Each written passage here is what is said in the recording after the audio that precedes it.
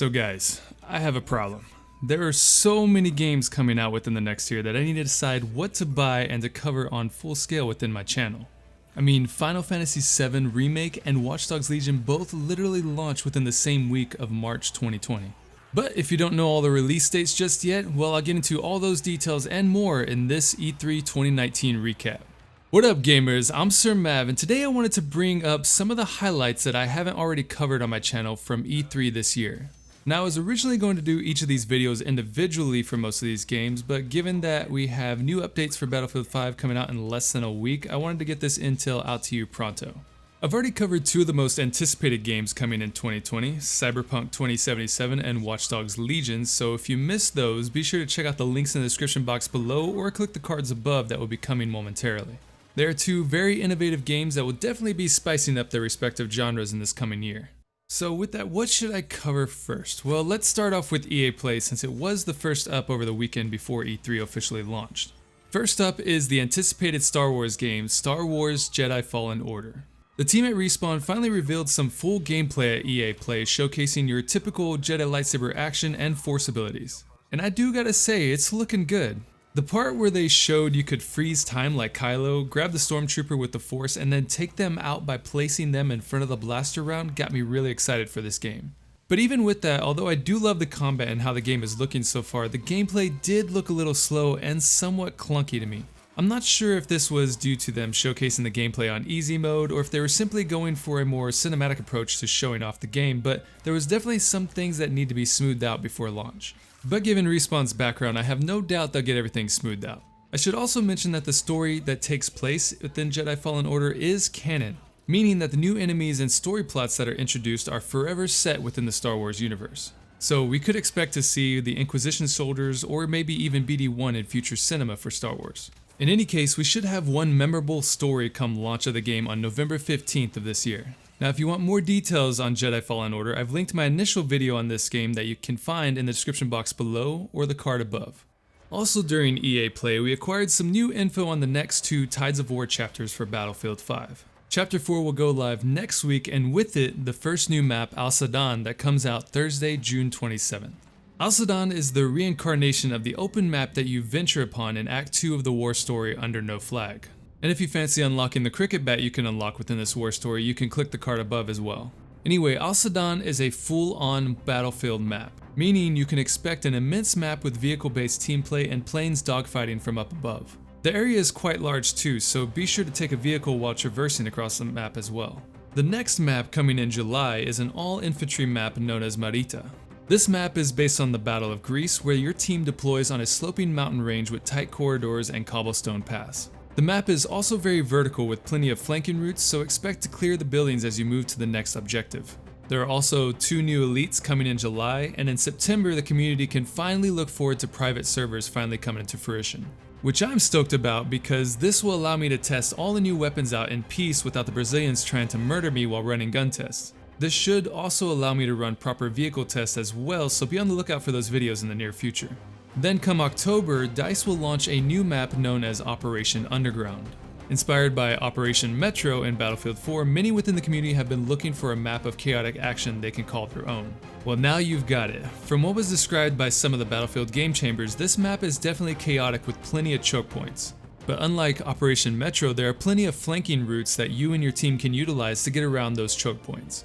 So I'll definitely be sure to have a full map breakdown when this map launches sometime in October. And last, we finally heard the great news for Chapter 5 when the Americans and Japanese finally come to the game.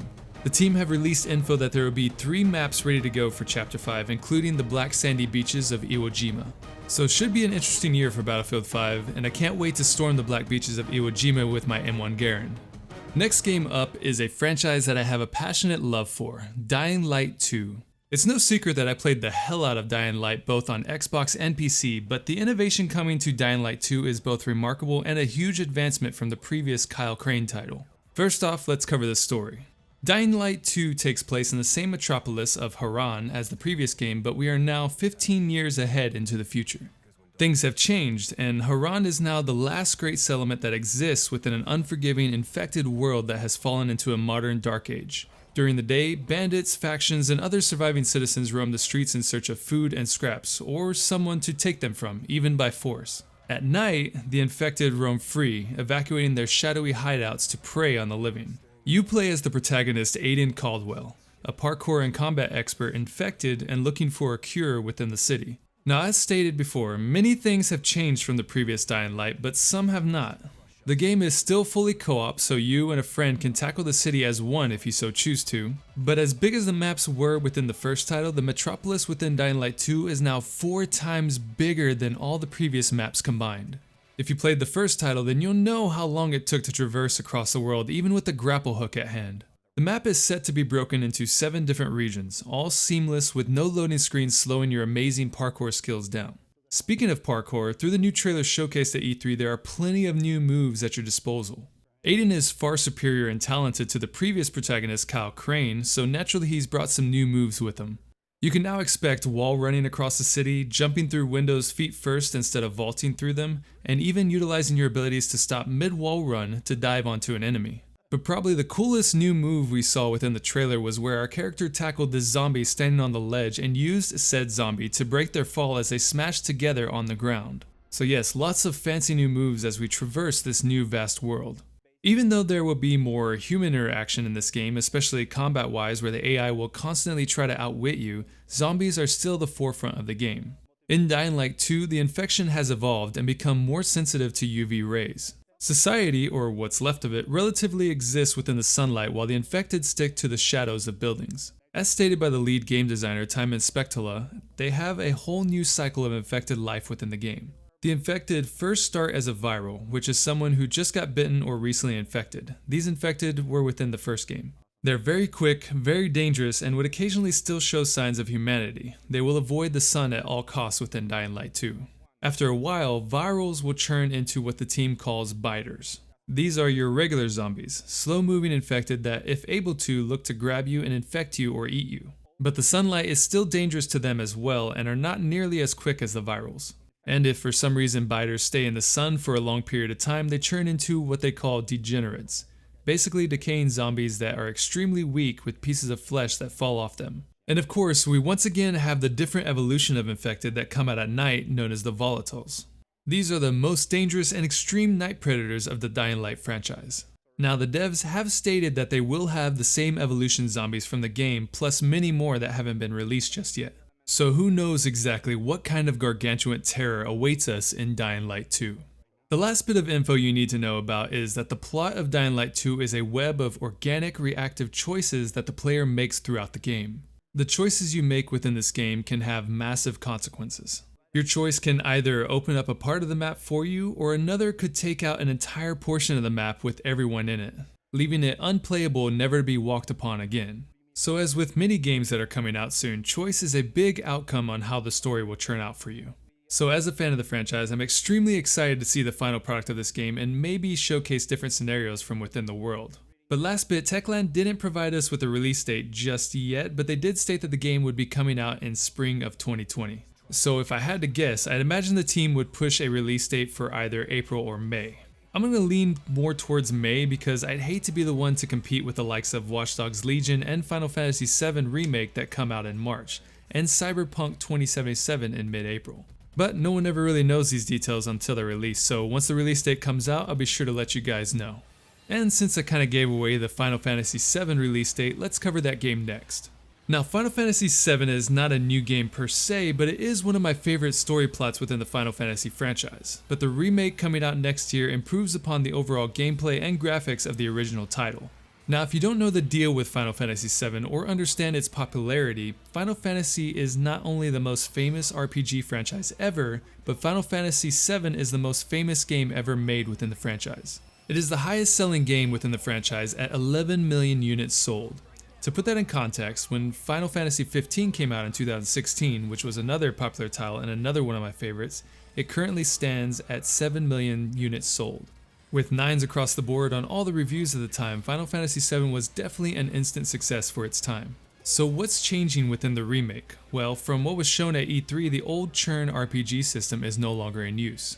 Gameplay is more of a hybrid system between Final Fantasy XV and VII within the remake, so there's still some churn-based elements to it. Now, just like in Final Fantasy 15, you swing your sword or fire Barrett's gun at a mash of a button, but the team has added in what they call an action time bar, or ATB.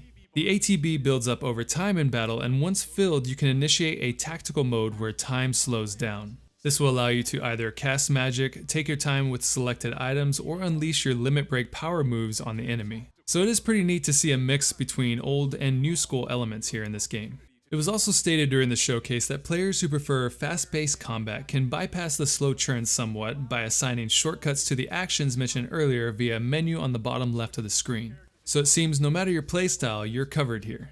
You can expect the original characters to be back in action within the remake, including our favorite protagonist, Cloud, and within the game you will also be able to switch between characters on the fly. While you're playing as another character, your other teammates will continue to fight and defend themselves, but you will have to be the one to initiate that character's abilities. Just like in previous titles, you will also need to discover weak points of your enemy, which will allow you to overcome them at a faster pace. This game is just going to bring back such nostalgic feeling for me after playing the first title so long ago. But Katase stated that during translation, the team is not interested in just making a straight remake. The changes we saw during the show are not just within the combat system or the vastness of the world, but the story itself. So if you played the original, expect to be surprised once again when the game releases on March 3rd, 2020 to PS4. Next up, we have another franchise title, Ghost Recon Breakpoint. Breakpoint looks to be another innovative title coming off the reins of the previous game, Ghost Recon Wildlands. But I'm not going to lie, after seeing gameplay from E3 Breakpoint, it looks like the previous title as far as graphics go and overall game mechanics.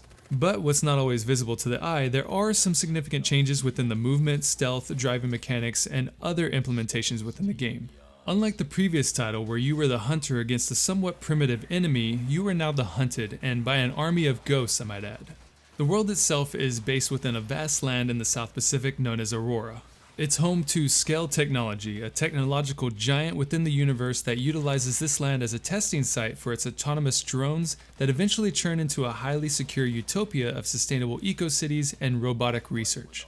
Former ghosts who betrayed their country, known as Wolves, have taken control of Aurora for an unknown purpose. Led by Colonel Cole D. Walker, the Wolves are now in control of the drone technology and will hunt you mercilessly across Aurora. Now, although I've stated that the game is similar to Wildlands, much has definitely changed, the biggest one being stealth. Now that you are the hunted, you're going to need some advanced tactics to ambush and surprise your enemy. So now in Breakpoint, you can cover yourself in mud, snow, or dirt to hide silently from your hunters, or even take cover within a jungle canopy to evade your foes. There is also now an injury and stamina system within the game, playing more of a survival role than what was seen in the previous title. Now when your ghost takes damage, they could also become injured. These injuries will slow you down and reduce your combat effectiveness, requiring time and resources to heal. Terrain and stamina will also play a role. Steep slopes will now make you slip and fall, and traversing water or snow will slow you down, so now you'll need to be more strategic in your plan of attack before taking over an outpost or advancing onto your enemy. There will also be a temporary camp you can set up and utilize to rest your squad before the next mission. Here you'll be able to clean your weapons, so it sounds like there will be some sort of weapon degradation. You can change your classes, craft items, upgrade gear, and so much more. And on the premise that one of your teammates goes down, you no longer have to revive them on the spot like in the previous title. You can now buddy carry them to safety away from danger and get them back up on their feet and back into the fight. Also, not only will the game be co-op as in the previous title, but you will also have the same AI teammates as you did before. So good news for those solo players out there. And last up, Ubisoft has also stated that every 4 months there will be new seasonal content added to the game, such as new story content, special events, weapons, gear, equipment, missions, and for the first time ever they will be introducing raids. So this should definitely be an interesting title for the franchise indeed. Ghost Recon Breakpoint will be available on all platforms on October 4th, 2019. The beta has also been confirmed for September 5th, and if you pre-order the game, you're guaranteed a spot within the beta. Next up on the list is another military-style game, Call of Duty Modern Warfare. This may have the same name as a previous title, but it is definitely not the same story or experience as the first. Now, to be honest, there wasn't a lot of information shared about this new title at E3, but there was a specific few from influencers and press that had a chance to view exclusive gameplay that would be shared with the public at a later time. From what was said from these viewers, this Modern Warfare will be more gritty and more realistic than ever from the previous Modern Warfares within the franchise. The gameplay will be a 1-by-1 ratio, meaning that everything will feel as if you were there. So if you're not a soldier or in the military in real life, expect the game to give you that feeling of being on the front of a special ops mission. This title, set in more present day time, will be more slow-paced, tactical, and there will likely be controversy from some of the sense of realism the game will portray. We won't know much about the new gameplay and how it looks until it's revealed to the public, but Mr. Jack Frags himself had a chance to view the exclusive gameplay and already released a synopsis of what he saw in the video. I left a link down below if you're interested in hearing his thoughts and recollection. From the trailer though, I really like the slower tactical route that the COD franchise is taking here and can't wait to see how they implement this within the multiplayer realm. The game is not far off from release as it debuts October 25th, 2019 on all platforms. And last up within my E3 2019 recap is Halo Infinite. Now I've been a huge fan of this franchise since Halo 2 came out back in 2004. Man, do I feel old. But currently we don't know much about the story just yet, and even from the trailer shown at E3, few details were spilled about this upcoming title. What we do know though is that Halo Infinite continues the story from where Halo 5 Guardians left off, taking the franchise into some of its most ambitious and unexpected directions. But with the new Halo title, almost always comes with a next generation console, and at E3 Microsoft finally released news on its ongoing next gen console known as Project Scarlett. Also with the introduction of Halo Infinite comes a new gaming engine, and from the trailer the graphics look immaculate. Halo Infinite will be running on an all-new engine known as the Slipspace engine. Developed and introduced by the team at Microsoft, Slipspace looks to bring the world of Halo to a realistic realm. And from the trailer we saw, which uses the new engine, it's doing just that. The technology within this engine looks to convey emotional performances with a truly organic and believable fidelity, making the acting for gaming roles now all that more important in the developing phase. Now, having such a new engine would be reputable if it didn't come with a new console to portray its full potential. Project Scarlett aims to do just that. Of course, this new Xbox will be an upgrade in speed, power, and performance, but by how much? Well, according to Microsoft, with Project Scarlett, the next Xbox will showcase a custom-designed AMD processor, a high-bandwidth GDDR6 memory, and next-generation solid-state drive. This means that there will be little to no loading screens in future game titles. The processor is 4 times more powerful than the Xbox One X. Frame rates could be as high as 120 frames per second, 8K resolution capabilities, and a variable refresh rate. There will also be an integrated real-time ray tracing system within the console, so those real-time reflections that you would see in real life should be as stellar as can be within game. Now, this is all nothing new to PC gamers, but to console gamers, this is a game changer. Developers will now be able to provide true immersive experiences within their titles without the barriers of a console not providing proper representation of the game. But what's really going to be the kicker on Project Scarlett's success is going to be the price point. So as we get closer to launch of both Halo Infinite and the next-gen console in holiday 2020, we'll have a better idea if this will be an optimal choice for consumers to upgrade to the next gen. There is also a new Elite Series 2 Xbox controller that was showcased alongside Project Scarlett that is available for pre-order and launches on November 4th, 2019. It offers all the perks of the original, which I love, and more, with the new dynamic thumbsticks, more options for your hair triggers, a wraparound rubberized grip, and re-engineered components. If I can get my hands on one at launch, I'll be sure to conduct a full review after I've had some time to test it both in and out of competitive and casual scenarios. And that's it, gamers. This was my full recap of E3 2019 of games and events I wanted to cover and get out to you. It's definitely a great year for gaming here in 2019 and 2020, and I barely scratched the surface of all the great games coming out in the following year. But with that, if you enjoyed the content, give this video a like and tap fire subscribe for more on gaming. Let me know what you're excited about for the coming year and any games you hope to see at E3 2020. But until next time, gamers, this is Sir Mav, signing off.